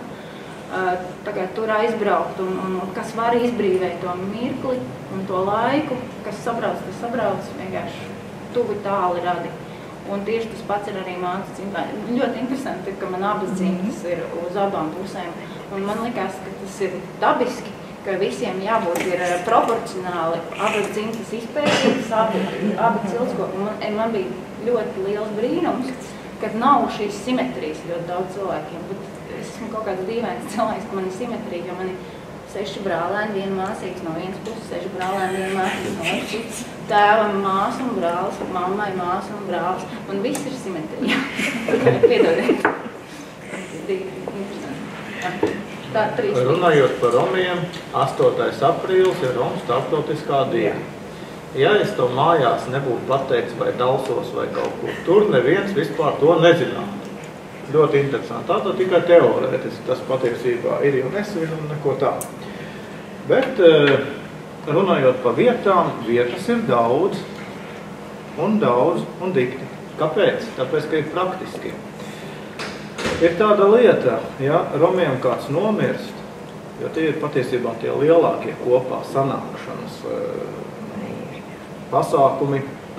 Ja kāds nomirst, tad ir ielūgums tikai mutisks. Nav ne vēstules, ne zvanu, ne tos neatzīst. Ja man tādā veidā uzaicināts, pat neiet. Ir jābūt jebkurā laikā, jebkurā attālumā, jāpiebrauc klāt un jāuzaicina. Par ko tas liecina? Ja, teiksim, Latvijā ir daudz izglītoti romi, kas sev skandē, ka viņi brīnišķīgi romi un tā tālāk, tad ir čigāniem tāds teiciens, tas, kas māk čigāniski runāt, nav čigāns, jo pierāda ar darbiem. Un, ja, teiksim, šīs bēres notiek, vai citi ir svarīgi svētki, un tad viņus aicina šo dzimtu, tad tas nozīmē, ka lūk, šī dzimta ir atzīta un viņus pazīst.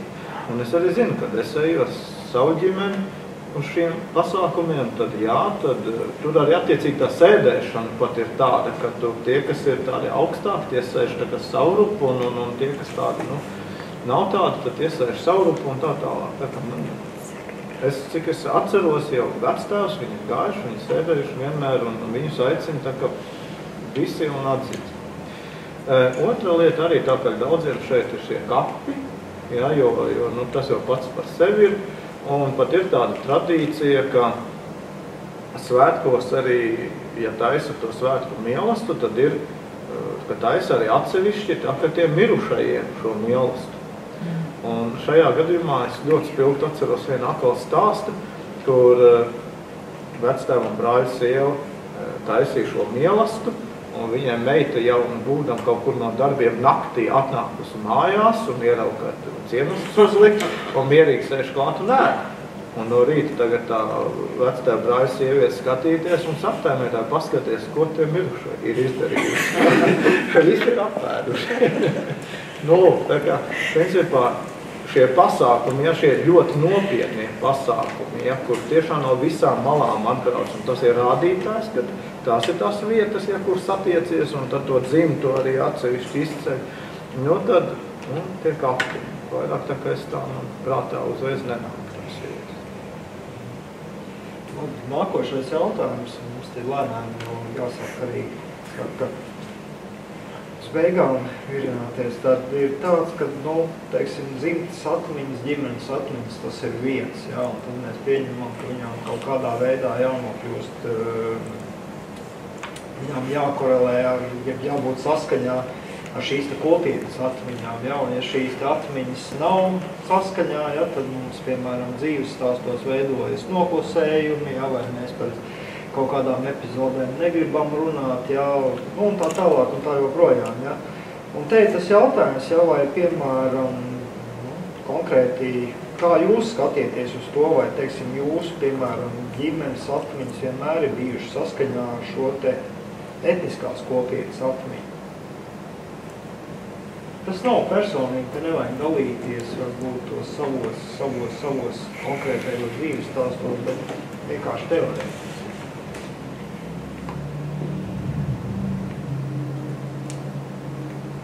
Es domāju, ka drīzāk ne. Jo atkal cik tālu, teiksim, vismaz padomu laikā apstākļos, cik tālu varēja būt. Un cik tālu varēja izzināt etniskās kopienas to identitāti, kaut kādu kopīgo.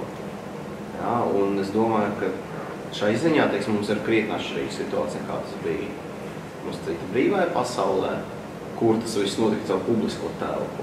Atkal mums, un es pieņēmu, ka tas notika ar visām etniskām kopienām, ka tā etniskās kopienas vai sabiedrības atmiņa, viņa veidojas kaut kādiem ļoti dīvainiem ceļiem. Un šai ziņā tur būs tā, ka no vienas puses būs kaut kāds kopējs narratīvs, bet katrs stāsts būs kaut kādā ziņā atšķirīgs. No tā ir tīpaši, teiksim, ja iet runa par relatīvi nelielām etniskām grupām, kā tas ir, teiksim, ebreji pēc holokausta, kā romi, ja, kur katrs stāsts ir specifisks. Šai ziņā es drīzāk teiktu, teiksim, ja tagad neiedziļināties un nesāktu pētīt specifiski konkrētos piemērus, drīzāk teiktu, ka droši vien dzimtas stāsts bieži vien izkritīs no tā kopējā uzkonstruētā etniskā stāsta. Kādam tam ir jābūt un ko bieži vien cilvēki vispār iemācās no grāmatām. Kā piemēram kopienā, es nezinu, vai var teikt, ka kopienā, bet kā konkrēti var būt, tad, teiksim tā, indivīds vai kopiena jau var reaģēt uz šādu situāciju. Tavu personīgā pieredze krīt ārā no kopienas, viņi nesaskana kopienas atmiņu, bet tajā pašā laikā tu uzskati, ka esi piederīgs šai kopienai. Paldies Dievam, šodien etniskām kopienām nav varas par saviem locekļiem, tā teikt, sev piederīgiem. Tāpēc nekā, ir vienkārši jāsamierinās ar to, ka, atkal saprot, kad mēs sakam, teiksim, par to, ka kaut kāda etniskā kopiena kaut ko nevar aizmirst, mēs tik saprotam, ka tas ir vistīrākā veidā konstrukts. Mēs sakam, ka cilvēks nevar aizmirst, mēs runājam par to, ka viņam psiholoģiski, ka viņš pamodas vienkārši augstajos sviedros naktī, ja, ka viņam psihiski kaut kas notiek. Kad mēs runājam par kopienu, mēs varam runāt atklāti, nevis mēs nevaram aizmirst, mēs negribam aizmirst, ka mēs šādā veidā konstruējam savu identitāti, jo mums tas ir svarīgi, jo mēs tā uztvēram, jo mēs uzskatām, ka šādi un šādi parametri, viņi apvieno visvairāk kaut kādu individuālo stāstu. Ka mums tie stāsti visi nekad nepārklāsies, bet tas būs kaut kāds kopējais stāsts, kuram visi to, it kā visvairāk cilvēku varēs ar to asociēties. Ja, un ka mums, nebūs kaut kāda nepareizo latviešu ar nepareizo latvisko pieredzi. Ja, šādā ziņā es domāju, ka nekā ir jārēģē vienkārši kā uz dotību. Un, es nevaru teikt, ka par to nav jāreflektē, bet, tas ir jautājums, atkal, cik tālu piederīgie šai kopienai viņi to uzskata par problēmu. Ja cilvēks personīgi uzskata, ka viņa individuālais stāsts ir nesaskaņā ar to jābūtību un ka viņam tas sagādā kaut kādu diskomfortu, lai tad viņš pielabo savu individuālo stāstu tādā ziņā, ka lai viņš nodod citiem, translēt citiem to, ko viņš uzskata par pareizi stāstu. Tas saucās meli, tas saucās liekulība kaut kādā ziņā, bet, es vienkārši neredzu citas izējas un es arī neredzu vajadzības meklēt citu izēju. Ja tu jūties kaut kā nekomfortāli ar savu pagātni, tu nevari mainīt savu pagātni, bet tu vari ar citiem komunicēt tā, ka tev ir vērti. Tas, ka tev būs kaut kāds psiholoģiskās grūtības caur to, lai ar to ņems psiholoģiju un psihiatru. Tas tā ir. Tas tā ir, bet es vienkārši neredzu citu risinājumu. Ja tu nejūties atkal, kā es teikšu, nejūtos nērti, tad lūdzu, tu runā un tu saki, ka varbūt 101 ebrejības izpausme un formāti, ka 101 latvietība, varbūt un ar to nav nekādas problēmas. Ja drīkst jautājumu.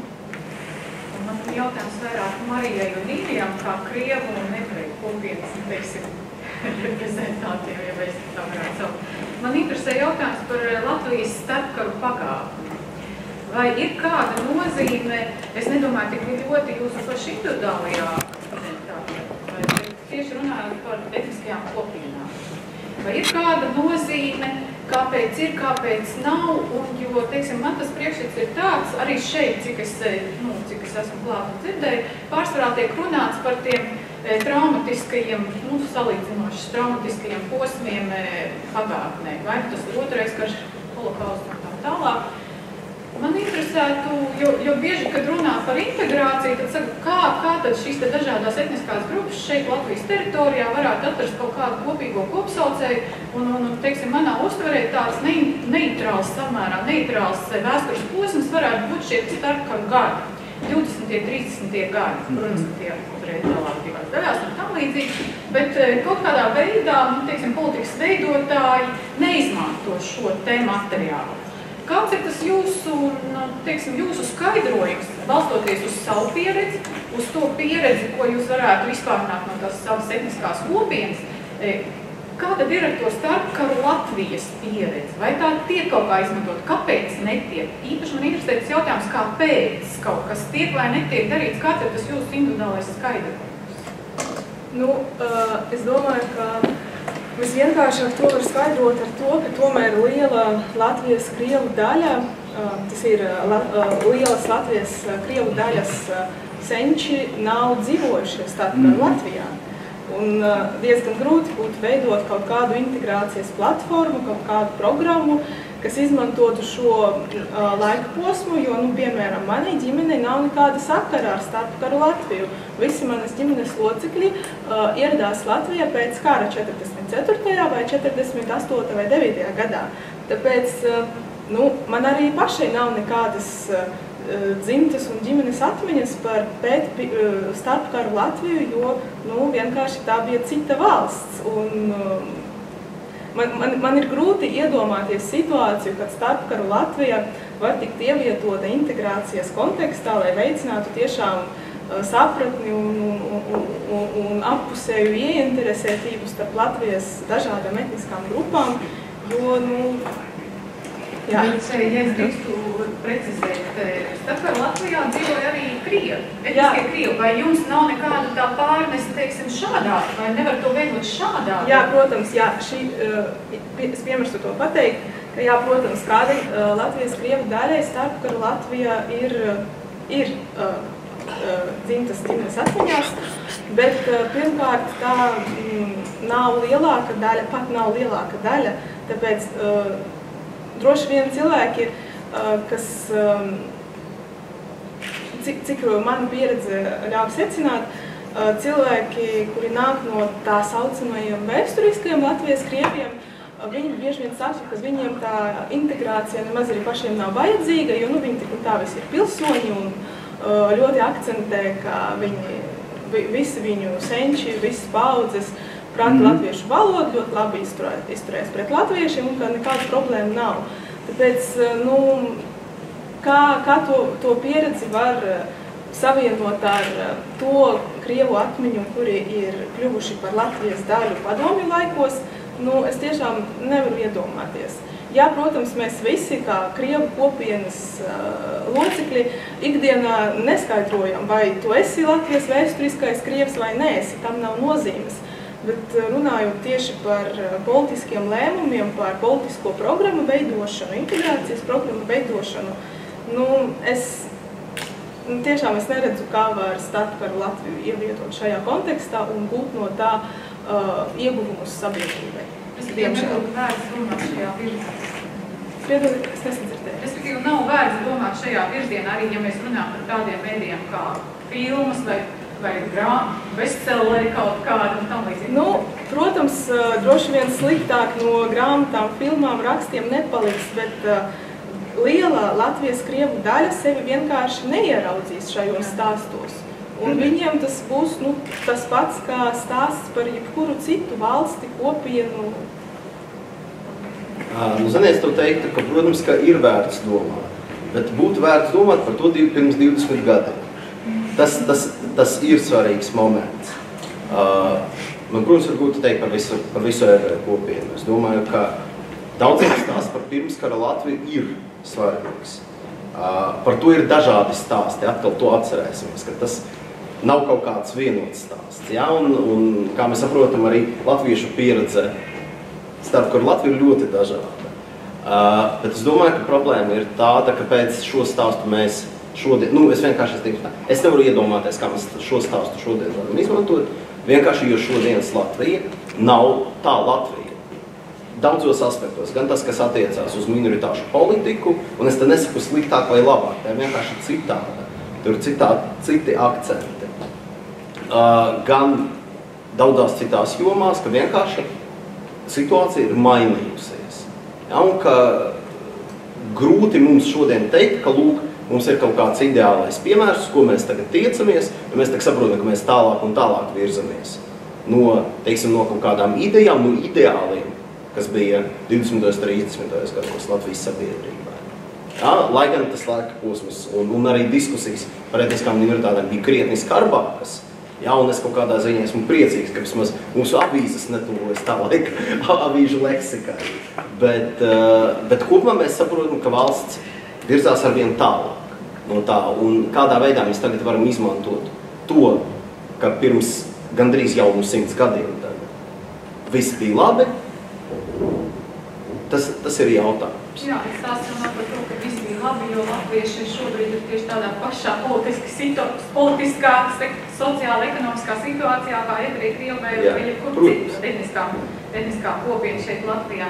Jautājums ir, acīm redzot par to, un jūs abi atbildējāt, ka tas vienkārši nav svarīgi, jo,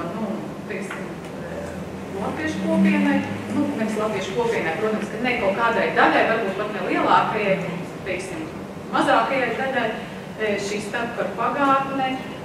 Es nezinu pat, kāpēc. Man liekas, ka personīgi man pašai tas kādu brīdi bija ļoti svarīgi un likās ļoti interesanti. Nē, tas ir interesanti, tas ir svarīgi. Bet jautājums, kā mēs to varam? Tas ir mērķis, jā? Jā, mēs to varam izmantot vai ne. Interesēties par to mēs varam. Un stāstīt ārkārtīgi interesantus stāstus no šīs pagātnes mēs varam. Un izvilkt no turienes stāstus, ko mēs šodien varam izmantot, mēs varam. Bet kopīgi kā kaut kādu vienu tādu bloku, es nezinu vienkārši. Varbūt tas tevi pār. Atkal, teiksim, tas pats, man liekas, tas ļoti labais Tomsona teiciens, ka mēs arī vērturu plantāciju varam uztaisīt ļoti labi, un parādīt to turistiem, un viņi būs priecīgi par to, ko viņi tur ieraudzīs. Jā, nē, es vienkārši viens piezīmes, jo man drusku nebija skaidrs tas jautājums par to, ka mēs neizmanto, jo īstenībā mēs taču atceramies 90. gados.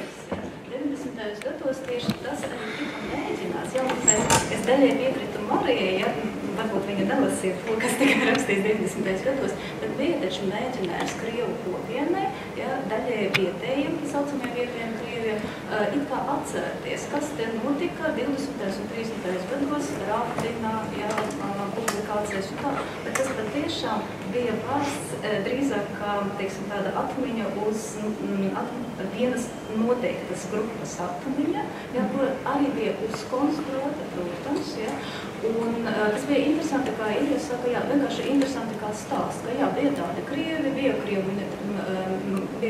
minoritāte, Krievu skolas, bija mākslinieki, rakstnieki, avīzes, jā, un arī ļoti daudz tādu publikāciju patiešām bija, ja 90. gadu sākuma līdz pat 98. gadam bija ļoti populāra tā tēma, jo patiešām pētēja gadsturnieki, arī es, piemēram, jāpētīju to laika posmu, bet problēma ir tāda, ka nekādas integrācijas jau starpkaru Latvijā nebija, un tas jautājums nemaz netika pacelts arī, ja? Jo mēs nevaram tagad pielāgot to situāciju 20. vai 30. vai tieši pēc 34. gada, situāciju pielāgot mūsdienām. Tas ir viens, ja, un otrs, ka Krievi gan toreiz ir ļoti atšķirīgi, ja, un tā saucamie monarhisti, ja, vai emigranti, Baltie, ja, kas bija, viņi nemaz nebija tie Krievi, kuri, piemēram, dzīvoja Latgalē, ja, vecticībnieki, piemēram, ja, vai pareizticīgi, nu vienalga, ja, kas viņi bija pēc ticības piederīgas, ja, tie Baltie emigranti bija citi, un viņi pēc tam emigrēja tālāk, ja, no Latvijas. Tāpat arī šodien, ja, Krievi ir ļoti dažādi, un es ļoti piekrītu tam, kā mēs šodien ļoti nosacīti runājam, ka es esmu Krievs, ja, es jūtos piederīgs Krievu kopienai, jo mēs nezinām, kas ir Krievu kopiena. Ja, īstenībā jau tādas nav. Es nezinu, latviešiem varbūt ir savādāk, ja, varbūt ir savādāk ebreji, ja, bet tie, kurus tradicionāli Latvija pieskaitā Krieviem, nav nemaz homogēnā grupa. Ja? Un tieši tāpēc par tām atmiņu vietām, ja? Te ir ļoti interesants, Kaspars ir ļoti viltīgs. Viņš uzdeva jautājumu, kurš it kā ir tās, nu, vienkārši, ja? Jā, simboliskās vietas, ja? Bet tās simboliskās vietas, protams, ja mēs domājam par no rā, ja? Nav nemaz tikai vietas, ja? Un tikai datumi, piemēram, bet tā ir tā kultūras, nezinu, prakse, ja, pieredze, ja, kura tiek uzturēta, vai ne? Un te ir ļoti interesanti, ka gandrīz neviens no izņemot Leldi, ja, nepateica par to, kā ir taču arī tie teksti, ja, un justies piederīgam, teiksim, Krievu kultūrai, ja, vai vispār, nu, kaut kā interesēties par Krievu kultūru, nozīmē arī kaut ko zināt par Krievu literatūru, piemēram, ja, tāpēc, jā, nu, dziesmas, ja, tāpēc es arī ļoti nopiesties, ka viens vismaz pateica, jā, dziesmas, vai jūsu, ja, pieredze, kā darīt, ja, tad būt piederīgam kopienai, ja, un kopienai nozīmē darīt, ja, nevis vienkārši teikt, ka tu esi tāds, ja, bet darīt.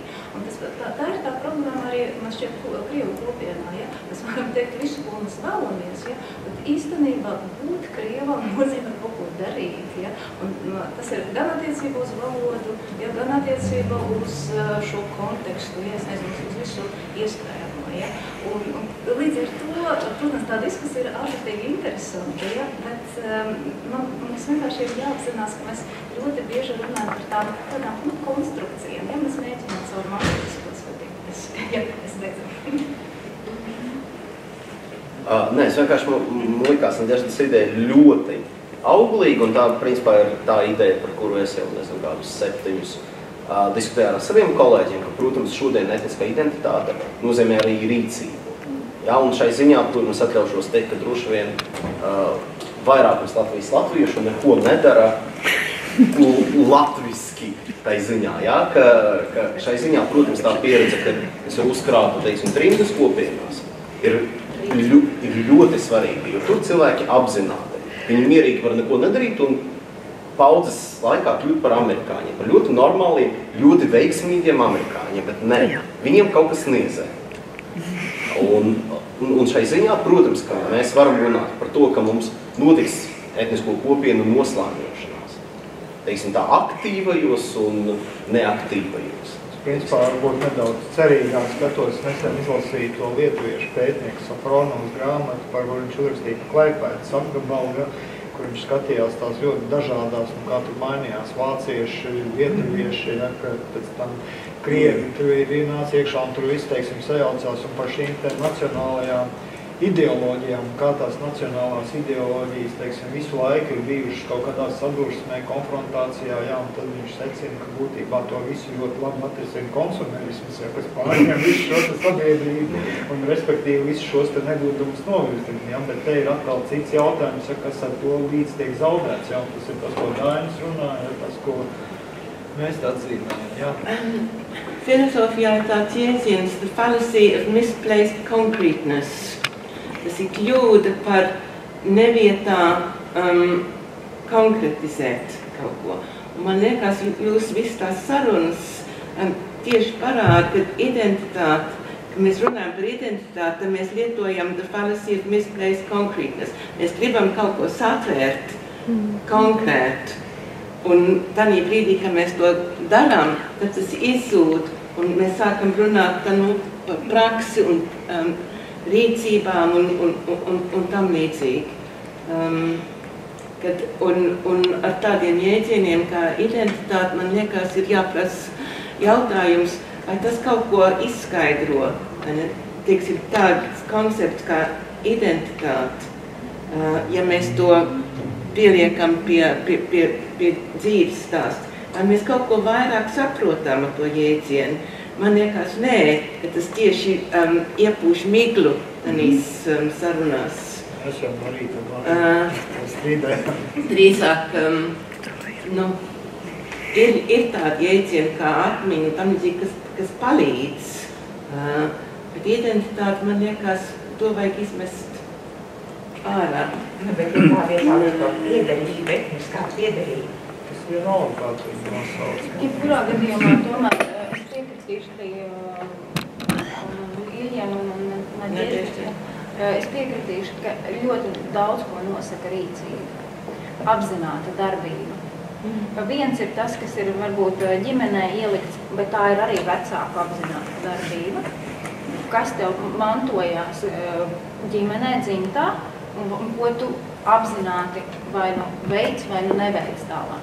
Un tas ir tas jautājums vispār par etnisko piederību šodien, vispār tādā super pasaulē, kur būtībā mēs esam visi vienādi un visi ir neitrālā dzimta, ne vīrietis, ne sieviete, ne homo vai nezinu, kas tāds mēs esam. Būtībā uz ko iet tauta, vispār cilvēki. Un mēs te runājam par tādām etniskām lietām, bet tas ir darbs, tas ir ikdienā tā apzināšana, apzināts darbs. Tad es mācos, pieņemsim, vai tās pašas tautas dziesmas, skandinu, vai iemācu bērniem, vai to izmantoju kaut kur citējot. Tātad tas ir apzināta rīcība. Un ja es aizbraucu uz tiem kapiem, vai es aizēju uz piemnieku, vai kas, tā ir apzināta rīcība, vai mazāk, bet tā ir, caur kuru arī nosēžās tas neapzinātais. Jo tas ir darbs, un tikpat labi man kaimiņos dzīvo arī tāds pats latvietis, varbūt viņam arī ir līdz 18. gadsimtam visi latvieši vai kā, bet viņš to nezina. Viņš to neapzinās, un viņš nedzīvo, un viņš nedejo, un viņam nedzied, un viņš to neapzinās, un viņš arī viņam vispārībā latvietis, nelatvietis, viņam nav svarīgi. Un viss. Viņš vienkārši neliek. Vienu varbūt tādu piemēru, ja par konkrēts jautājums, jā. Rīcību. Jāpasaka liels paldies diskutantiem un jāatvainojās, ka jūs visi izrunājāt to, ko jūs gribējāt. Man jāatvainojās sev, ka es nepaprasīju visu to, ko es gribēju, bet diemžēl laiks ir pitošs, un tad noslēguma vārdi ir Mārai. Labi. Liels paldies. Es domāju, ka neskatoties to, ka nav identitātes, nav etniskās piederības. Nekā nav. Mums nav kas tur vēl ir. Mēs runājām, tas bija ļoti interesanti. Paldies.